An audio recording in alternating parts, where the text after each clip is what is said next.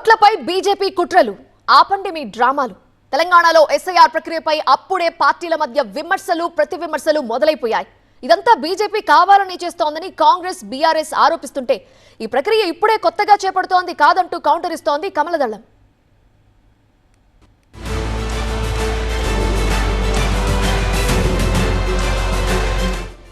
SIR ప్రక్రియపై తెలంగాణలో political fight జోరందుకుంది. రాష్ట్రంలో ఈ ప్రక్రియ ప్రారంభమైన క్రమంలో జాగ్రత్తగా ఉండాలంటూ శ్రేణులకు పిలుపునిస్తున్న పార్టీలు బీజేపీపై విమర్శలు గుప్పించాయి. ఎస్ఐఆర్ను హడావిడిగా చేయాల్సిన అవసరం లేదని కాంగ్రెస్ అభిప్రాయపడింది. దీనిపై రాష్ట్ర ప్రధాన ఎన్నికల అధికారి సుదర్శన్ రెడ్డిని కలిసి వినతి పత్రం సమర్పించింది. ఎస్ఐఆర్ వల్లే బెంగాల్లో రాజకీయ సమీకరణాలు మారాయని ఆరోపించింది. ఈ ప్రక్రియను ఏడాదిన్నర పాటు జాగ్రత్తగా చేయాలని కోరింది. అధికారంలోకి రావాల్సిన పార్టీలు రాకుండా పోయినాయి. ఈ రాష్ట్రంలో రేపో మాపో ఎన్నికలు లేవు. వచ్చే 2 సంవత్సరాల వరకు అసలు ఎన్నికలే లేవు. కాబట్టి ఈ ఎస్ఐఆర్ ప్రక్రియ తొందరపాటుగా 2-3 నెలల్లో చేస్తే అది అనర్థాలకు దారితీసే అవకాశం ఉంది. కాబట్టి ఇక్కడ ఎన్నికలు లేవు కాబట్టి దాదాపు సంవత్సరంన్నర పాటు ఎన్నికల యొక్క ప్రక్రియ జరగాలి. ఈ ఎలక్షన్ ప్రక్రియ ఎస్ఐఆర్ ప్రక్రియ జరగాలని కోరడం జరిగింది. బిఏలో ఒక మారింటికి వెళ్తే కూలీనాలు చేసుకున్న వ్యక్తి బయటకు వెళ్తే ఆ ఇల్లు హౌస్ లాక్గా చూపిస్తే ఆ ఓటు పోయే ప్రమాదం ఉంది. కాబట్టి కనీసం 3 నుంచి 4 సార్లు బిఏలో ఫిజికల్గా ఆ ఇల్లుని విజిట్ చేయాలి. ఇవాళ బండి సంజయ్ కానీ కిషన్ రెడ్డి కానీ ఈ గెలిచిన 8 మంది ఎంపీల్లో మెజారిటీ ఎంపీలు దొంగ ఓటుతో గెలిచారు. నేను మళ్ళీ వాళ్ళు కూడా చెప్తా ఉన్నాను, కిషన్ రెడ్డి కూడా దొంగ ఓటుతోనే గెలిచిండు. ఎస్ఐఆర్ పై బీఆర్ఎస్ కూడా బీజేపీని టార్గెట్ చేస్తూ విమర్శలు చేసింది. బీజేపీకి ఓటయ్యారని ముస్లిం క్రిస్టియన్ ఓట్లు తొలగించే కుట్ర చేయొచ్చని ఆరోపించారు కేటీఆర్. ఇలా ఓట్లు తొలగించడం వల్లే బీహార్, బెంగాల్లో గలాటా జరిగిందన్నారు.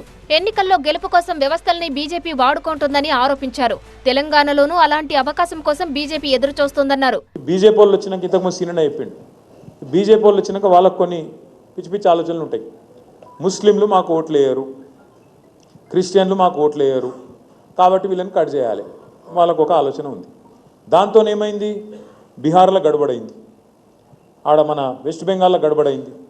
ఎందుకు గడబడైంది, మాకు ఓటు హక్కు ఉండగా నా దగ్గర అన్ని కాయిదాలు ఉండగా కట్ చేస్తున్నారు వీళ్ళు. ఎలక్షన్ కమిషన్ కూడా పూర్తిగా ఏకపక్షంగా పనిచేస్తున్నది. మరి మన రాష్ట్రంలో ఇటువంటి కథలు చేయనియద్దు వీళ్ళను. వాళ్ళు ఎదురు చూస్తారు, గోతికాడ నక్కలాగా ఎదురు చూస్తారు. ఏడన్నా సందు దొరకపోతుందా, ఏదన్నా దొరకపోతుందా మనకు, ఇలా మెల్లగా ఫిట్టింగ్ పెట్టి ఏదో తిరిగా సొచ్చుక రావాలి, సనత్ నగర్లో కూడా మెల్లగా గుసాయించాలి అని ఒక ఆలోచనలో వాళ్ళు ఉన్నారు. దానికోసం ఏం చేస్తున్నారు, వాళ్ళ దగ్గర ఉండే అన్ని వ్యవస్థలను వాడుకునే ప్రయత్నం చేస్తున్నారు. అయితే కాంగ్రెస్ బీఆర్ఎస్ విమర్శలను తప్పుబట్టారు కేంద్ర మంత్రి కిషన్ రెడ్డి. ఎస్ఐఆర్ ప్రక్రియ ఇప్పుడే కొత్తగా మొదలుపెట్టిందేమీ కాదన్నారు. పార్టీలన్నీ ఇందులో భాగస్వామ్యం అవుతాయన్నారు. ఈ ప్రక్రియలో పాల్గొనేది రాష్ట్ర ప్రభుత్వ ఉద్యోగులే అనే విషయం కాంగ్రెస్ ప్రభుత్వం మర్చిపోతుందన్నారు. అక్రమంగా దేశంలో ఉంటున్న వారి ఓట్లు ఖచ్చితంగా తొలగించాల్సిందేనని స్పష్టం చేశారు. తెలంగాణలో ఏ గ్రామంలో కుట్ర జరిగే అవకాశం ఉందో చెప్పాలి, సవాల్ చేస్తా ఉన్నాను. ఏ పోలింగ్ బూత్ లో కుట్ర జరిగే అవకాశం ఉందో బీఆర్ఎస్ నాయకుడు చెప్పాలా, రేవంత్ రెడ్డి చెప్పాలా. ఈ రకంగా బాధ్యతారహితంగా ఇర్రెస్పాన్సిబుల్ గా ఒక వర్గం వారిని రెచ్చగొట్టే విధంగా, ఒక వర్గం గారిని అవమానించే విధంగా, ప్రభుత్వ ఉద్యోగస్తులను కించపరిచే విధంగా ఈరోజు బీఆర్ఎస్ పార్టీ, కాంగ్రెస్ పార్టీ వ్యవహరిస్తారు. ఇందులో ఏ ఒక్క విషయంలో అయినా సరే ఎక్కడైనా నేను చెప్పినటువంటి మాటలకు వ్యతిరేకంగా ఓటర్ లిస్టు సంబంధించినటువంటి స్పెషల్ రివిజన్ జరిగితే దాన్ని యాజ్ ఎ పొలిటికల్ పార్టీ నేను కూడా దాని మీద మాట్లాడతాను. మొత్తానికి ఎస్ఐఆర్ ప్రక్రియ తెలంగాణలో పొలిటికల్ దుమారానికి తెరలేపే అవకాశం లేకపోలేదని నేతల మాటలను బట్టి అర్థమవుతోంది. మరోవైపు ఈ ప్రక్రియ కారణంగా సామాన్యుల ఓట్లు, తమకు అనుకూలంగా ఉండే వారి ఓట్లు పోకుండా చూడాలని శ్రేణులకు పార్టీ నాయకత్వాలు దిశానిర్దేశం చేస్తున్నాయి.